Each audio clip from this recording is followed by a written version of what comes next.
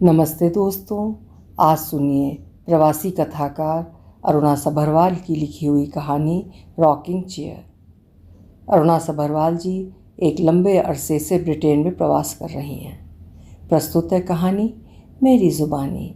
मैं हूँ सीमा सिंह। ट्रक को आते देखकर उसकी खुशी का ठिकाना न रहा। वो इतनी खुश थी कि अपनी खुशी को व्यक्त करने के लिए उसे शब्द नहीं मिल रहे थे। बचपन से ही वो दिल्ली जैसे बड़े शहर में रहने का सपना देखती आई थी।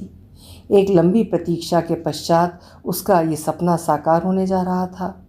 जब कभी उसे शादी ब्याह में दिल्ली जाने का अवसर मिलता तो वो बहुत उत्साहित हो उठती।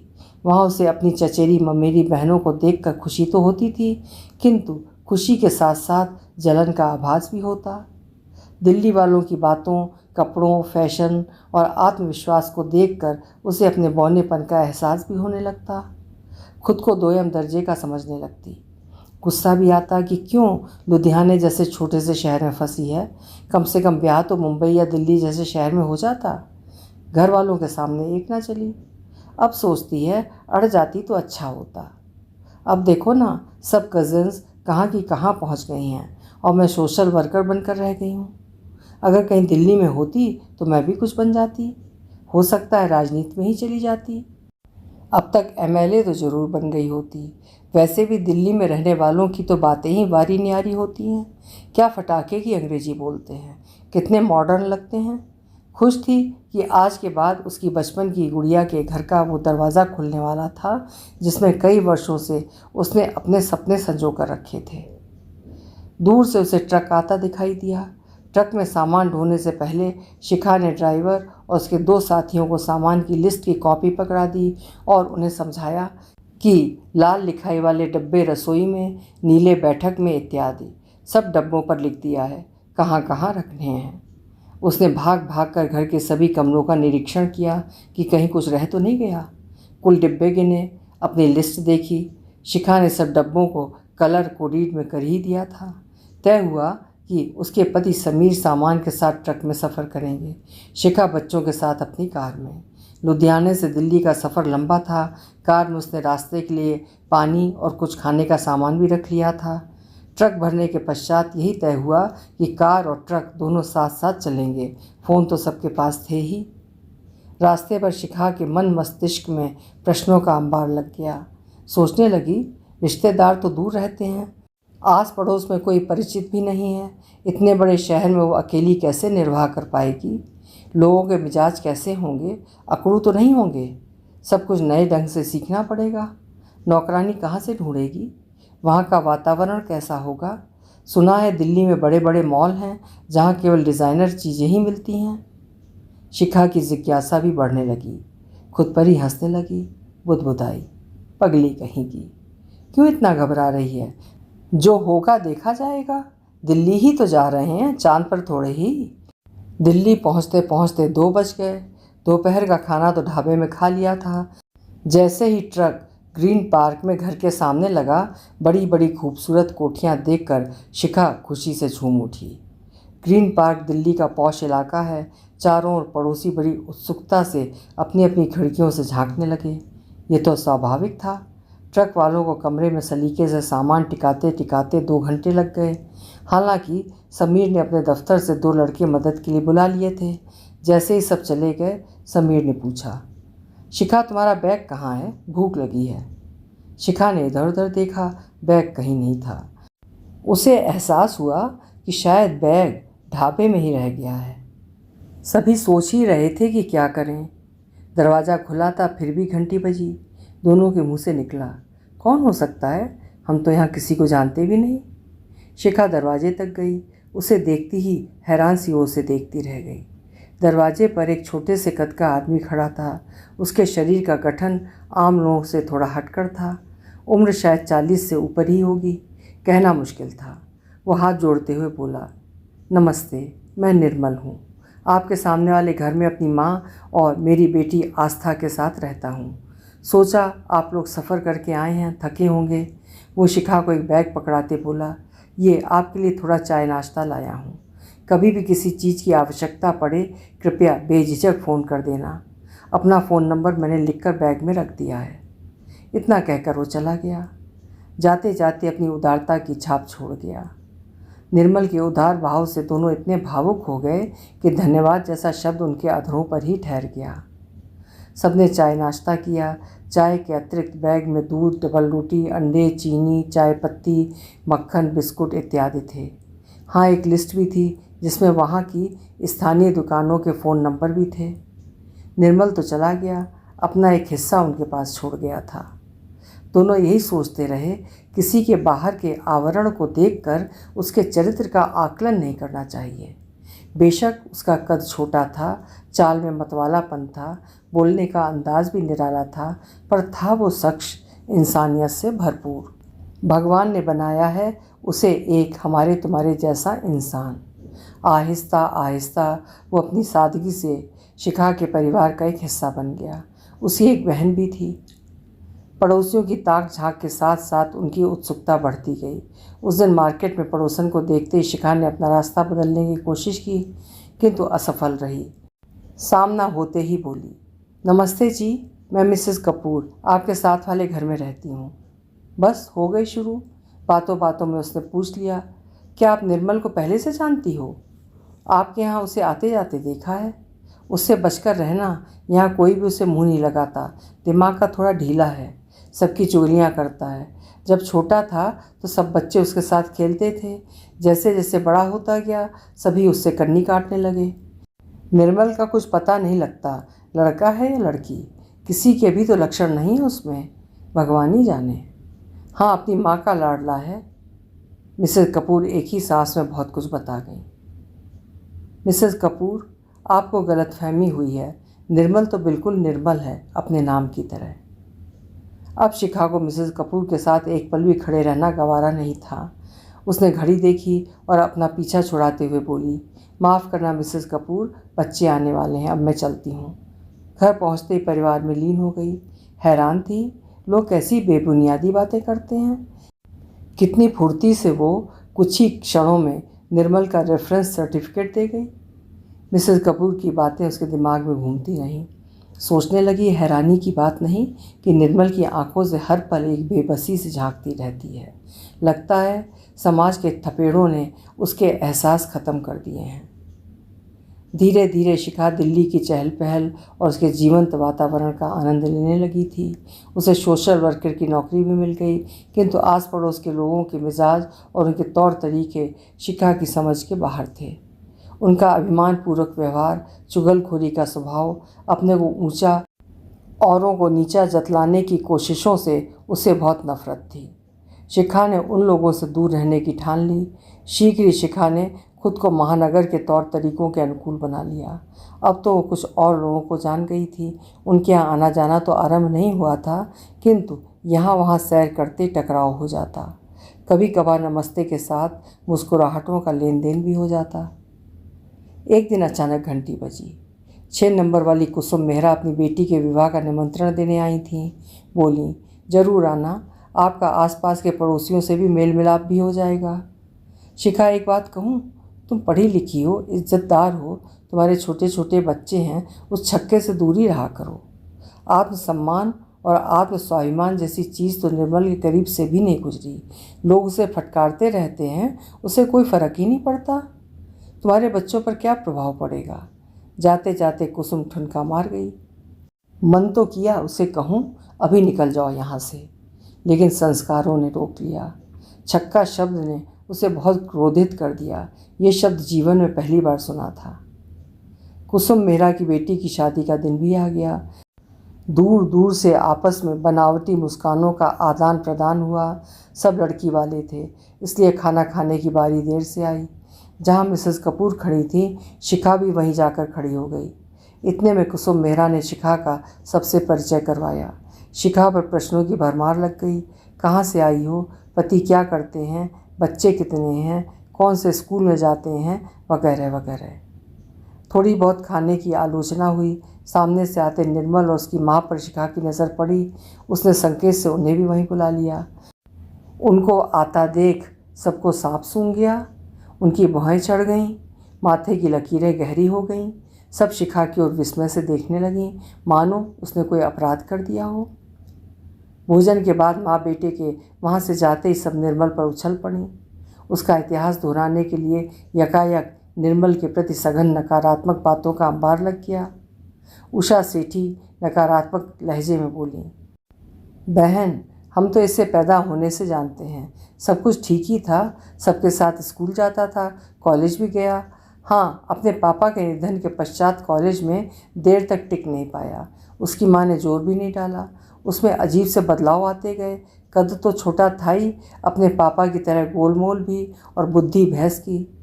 ये उषा सेठी कह रही थी, जिनके दोनों बच्चे आवारा घूमते रहते हैं। कुसुम कहाँ पीछे रहने वाली थी। मसाला लगाते हुए बोली, भगवान ही जाने किस मिट्टी का बना है। लोग निर्मल को दुत्कारते हैं, उस पर हंसते हैं, मजाक उड़ाते हैं, उससे कोई फ़र्क ही नहीं पड़ता। ढीठ है ढीठ। नौकरी करता है मामूली सी। हाँ, माँ के साथ चिपका रहता है, माँ के साथ घर के कामों में हाथ बटाता है। औरतों वाले सभी काम करता है, स्वेटर बुनता है, रोटी भी बनाता है, कपड़े धोता है। नौकरानी तो रखी ही नहीं। कुसुम की बेतुकी बातों से शिखा का सर चकराने लगा। उसका मन किया इसी वक्त यहाँ से भाग जाए। भागने की सोच ही रही थी कि मिसेस कपूर वहाँ आ पहुँची। मिसेस कपूर कहाँ चुप रहने वाली थीं। वो भी बहती गंगा में हाथ धोते हुए बोली, मानो खबरी चैनल को इंटरव्यू दे रही हूँ। बोली, पता है, निर्मल की 2 पत्नियाँ तो इसे शादी के बाद जल्दी ही छोड़कर भाग गईं। उन्हें उसकी कोठी नहीं, पति चाहिए था। तीसरा रिश्ता निर्मल की बहन संगीता का पति संजय लेकर आया था। रिश्ते में उसकी बहन लगती थी, ऐसा उसने बताया था। पता नहीं लोग 50-50 को अपनी लड़कियां कैसे दे देते हैं। 1 नहीं, 2 नहीं, 3-3। भला टिकती भी क्यों इस आधे अधूरे के साथ। निर्मल की बहन संगीता के निधन के पश्चात तीसरी बीवी आशा भी निर्मल को छोड़कर चली गई। आशा से निर्मल की एक बेटी हुई, आस्था। सभी खुश थे, अब तो बड़ी हो गई है, फाइनल ईयर है। आस्था अपने पापा और दादी के साथ बहुत खुश थी। दोनों ने आस्था को बहुत लाड प्यार से पाला है। बढ़िया कपड़े लाता है उसके लिए, आस्था की हर मांग को पूरा करता है। उसकी माँ और आस्था दोनों निर्मल की जान हैं।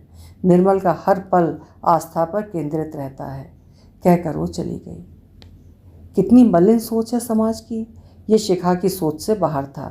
क्यों निर्मल का नाम सुनते ही लोगों की भौहों पर बल पड़ जाते हैं, माथे की लकीरें गहरी हो जाती हैं, स्वर में कसैलापन झलकने लगता है। देता क्या है समाज उसे? तिरस्कार, फटकार और लानतों मलानतों का पुरस्कार।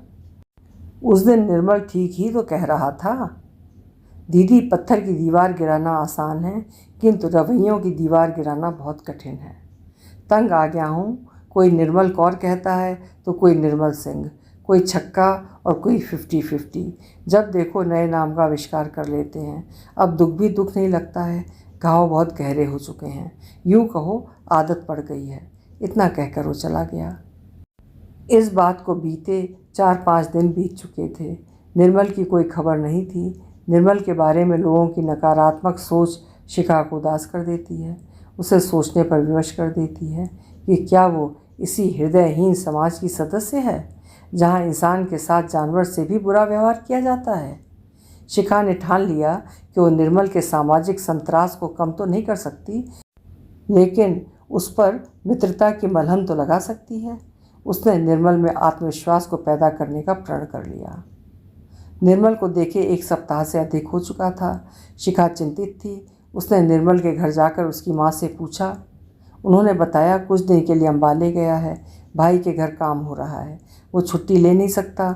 मज़दूरों पर नज़र रखने के लिए उसे कोई घर का आदमी चाहिए था। सप्ताहांत तक आ जाएगा। ठीक है, मैं चलती हूँ। आपको अगर किसी चीज़ की आवश्यकता पड़े तो कृपया बता देना।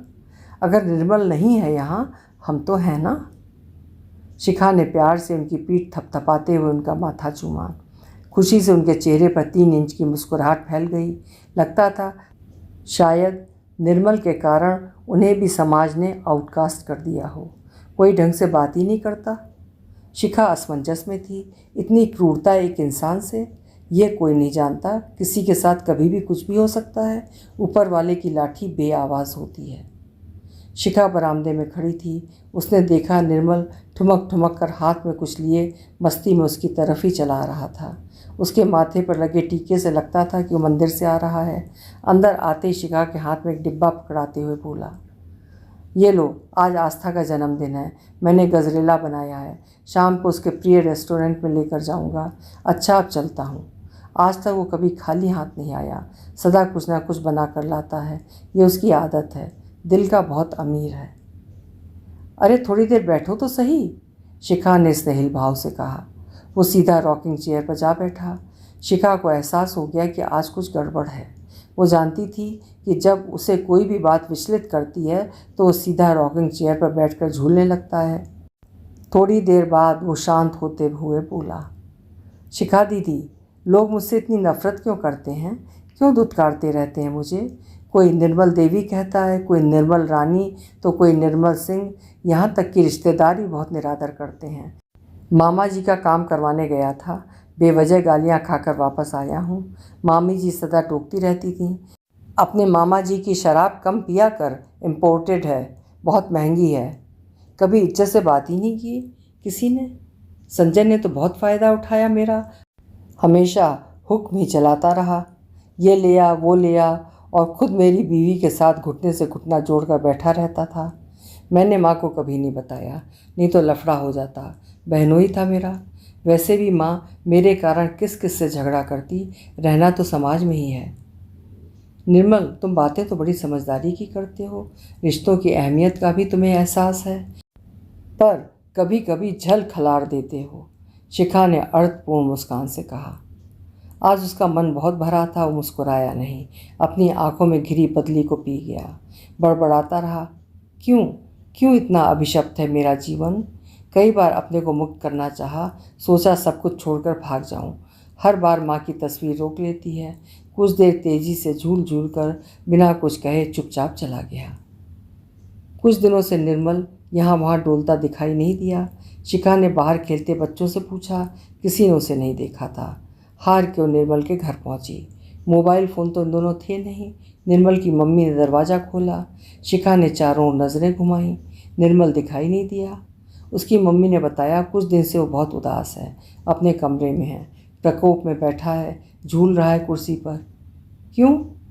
कारण वो भी नहीं जानता। कभी कभी भूल जाता है दुखी क्यों हूँ। इतना कहते ही उनकी आंखें भर आईं और बोली, क्या बताऊँ बेटा, कई बार तो हम दोनों के दरमियान झील से गहरी खामोशी ठहर जाती है। आंटी जी, खुलकर बताएं, हुआ क्या है? चिंता ना करें, बात कही नहीं जाएगी, शिखा ने आश्वासन देते कहा। क्या बताऊं, बड़ी लंबी गाथा है। निर्मल के साथ ही आरंभ हुई थी। 9 महीने कोख में रखा, फिर प्यार के आंचल की छत्र छाया से ढका उसे। थोड़ा अलग सा होने के कारण सबकी दुत्कार का निशाना बनता रहा मेरा बेटा।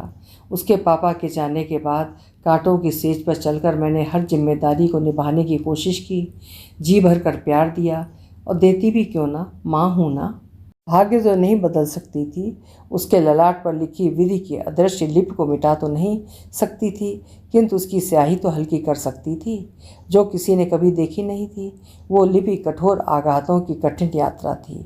उम्र भर उसके चेहरे पर कभी पीड़ा की रेखाएं खिंचती, कभी अंतर्वेदना की, और कभी अपराध बोध की। अब देखो ना, 7 दिन से निर्मल ने खुद को कमरे में बंद किया हुआ है। कह रहा था, माँ अब तो बच्चे मेरा नाम ले लेकर आस्था को भी छेड़ने लगे हैं, उसका मजाक उड़ाते हैं। निर्मल का प्रत्येक क्षण आस्था के भविष्य के जाल बुनने में लगा रहता है। आस्था उसकी जान है।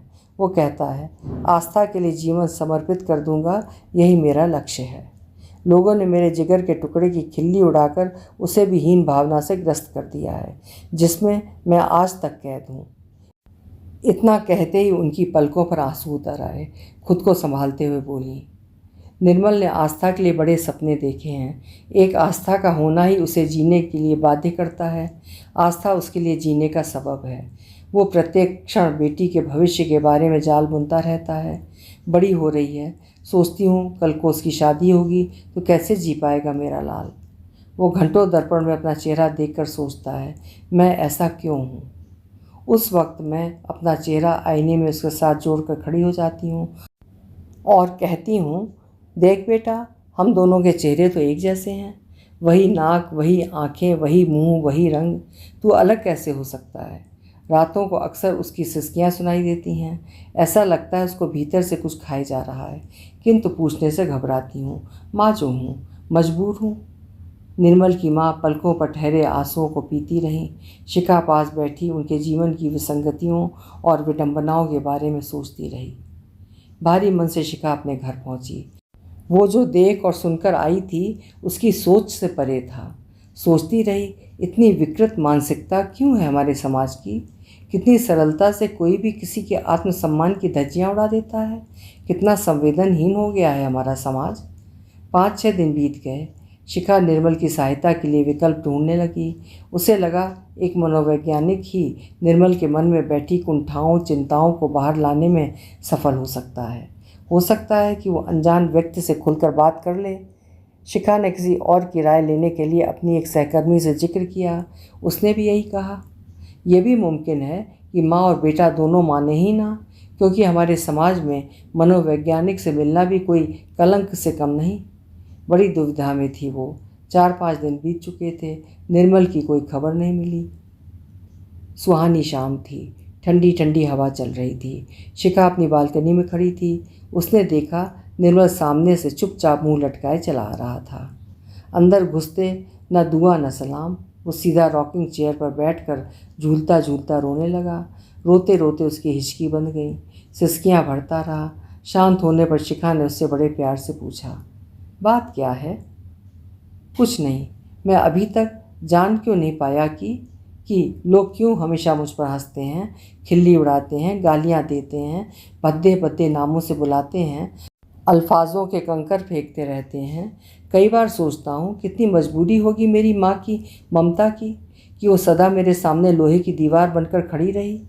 बहुत अच्छी है मेरी माँ, और एक मैं हूँ, माँ पर भार बना बैठा हूँ। कई बार सोचता हूँ इससे अच्छा तो जानवर जाति में जन्म ले लेता। फिर सोचता हूँ क्यों? ये भेदभाव तो मनुष्य ने बनाए हैं।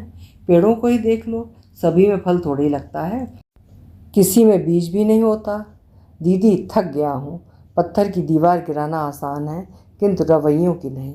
सांस लेना तो ज़रूरी है, पर जीना मजबूरी। कुछ देर वातावरण में मौन पसरा रहा। बाहर जाते जाते निर्मल कुछ क्षण भाव शून्य सा खड़ा रहा, फिर बोला, मुझ में है ही क्या? मेरा तो शरीर भी किसी काम का नहीं। कहते कहते उसकी आंखों में से एक बूंद लुढ़की और गाल पे अटक गई। शिखा ने उसके अनकहे को सुना और महसूस किया। वो तो चला गया, जो कुछ सुना यकीन से बाहर था। ये उसका भयानक इतिहास था। निर्मल उम्र भर अपने अधूरेपन को कुरेदता रहा।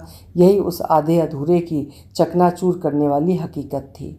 शिखा उसकी मनोस्थिति पर बहुत चिंतित थी। शिखा ने मनोवैज्ञानिक तक पहुंचने का प्रयास किया। वो 2 सप्ताह की छुट्टी पर था। 2 दिन बीत चुके थे। शाम को किसी ने ज़ोर ज़ोर से शिखा का दरवाज़ा ठोकना शुरू किया। दरवाजे पर एक बच्चा हाँफते हाँफते बोला, आंटी आंटी, आपको निर्मल की मम्मी बुला रही हैं, जल्दी जल्दी आओ। सुनते ही वो धक्क रह गई। उसकी छठी इंद्रिय कुछ कह रही थी। उसने जल्दी से चप्पल पहनी और भागी।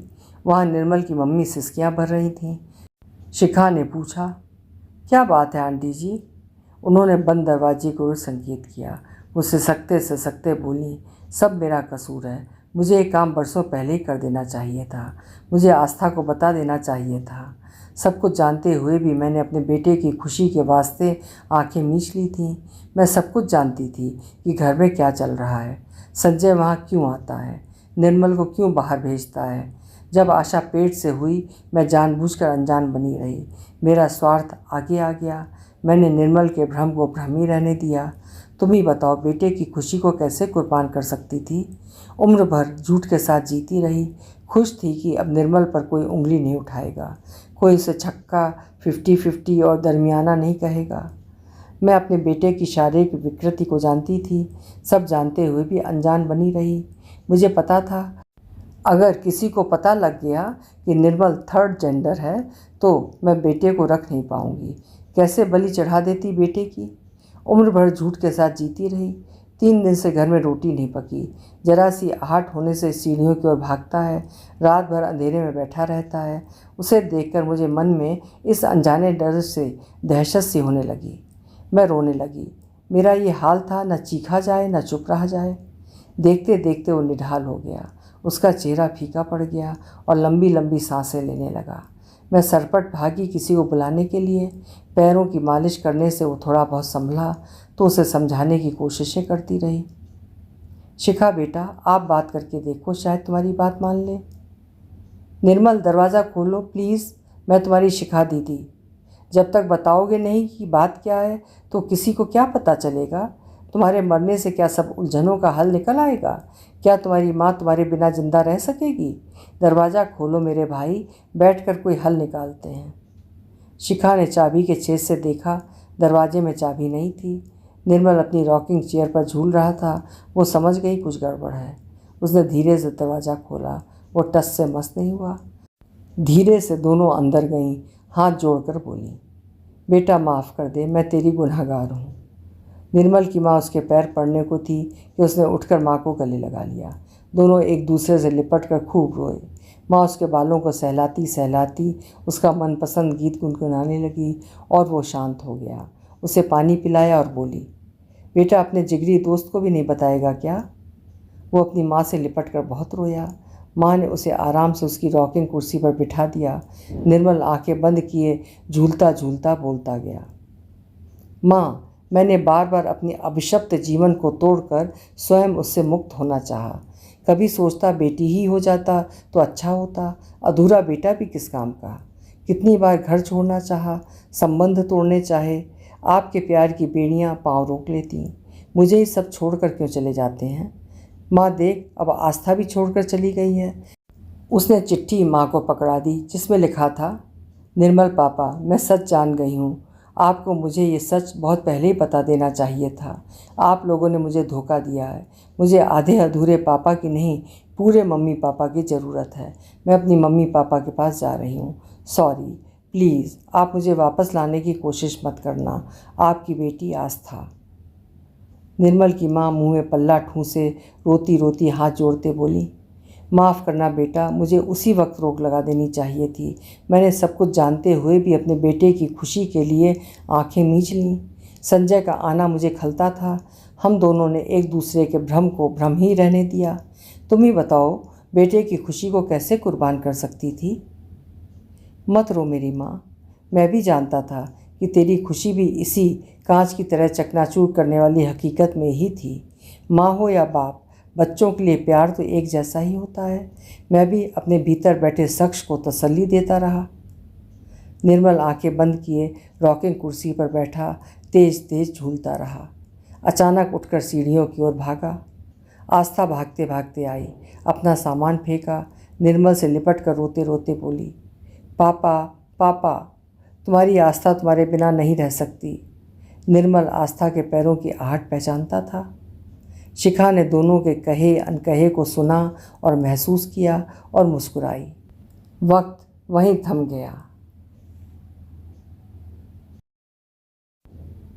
अभी आप सुन रहे थे अरुणा सभरवाल जी की लिखी हुई कहानी रॉकिंग चेयर। कहानी बहुत ही संवेदनशील और दिल को छू लेने वाली थी। आशा है कहानी आपको भी पसंद आई होगी। पसंद आई है तो कहानी को लाइक ज़रूर करिएगा और चैनल भी सब्सक्राइब कर लीजिएगा। कल फिर मिलेंगे। आपका समय शुभ हो।